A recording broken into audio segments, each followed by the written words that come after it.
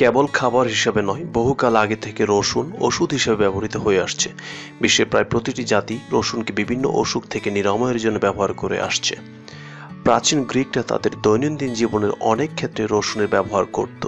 এছাড়া অলিম্পিক গেমের ক্রীড়াবিদরা প্রতিযোগিতা ভালো করার জন্য রসুন খেতেন।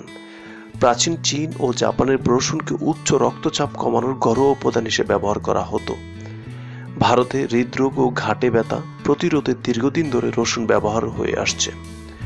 আবার বিভিন্ন দেশে রোগ নিরাময়কারী উপাদান হিসেবে মধু ব্যবহৃত হয়ে আসছে। 20 শতকের মাঝামাঝি এসে অ্যান্টিবায়োটিকের সঙ্গে তুলনা করা হয় মধুকে। মধুকে সংক্রমণ প্রতিরোধী উপাদান হিসেবে ধরা হয়। এই দুটো চমৎকার জিনিস যখন একসঙ্গে হয় তখন এর গুণ বেড়ে যায় আরও বেশি। রসুন ও মধুর মিশ্রণ বিভিন্ন ধরনের সংক্রমণ, ঠান্ডা, জ্বর, কফ ইত্যাদি সারাতে বেশ ভালো কাজ করে। এটি রোগ প্রতিরোধ ক্ষমতা বাড়ায়। কেবল 7 দিন রসুন ও মধুর মিশ্রণ খেয়ে বিভিন্ন সংক্রমণ থেকে শরীরকে অনেকটাই রক্ষা করা যায়।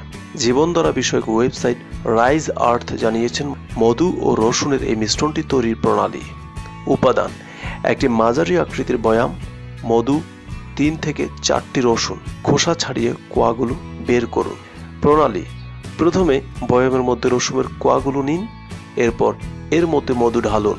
বয়ামের মুখ বন্ধ করে মিশ্রণটি ফ্রিজের মধ্যে সংরক্ষণ করুন। প্রতিদিন খালি পেটে মিশ্রণটি আধা চা চামচ করে খান।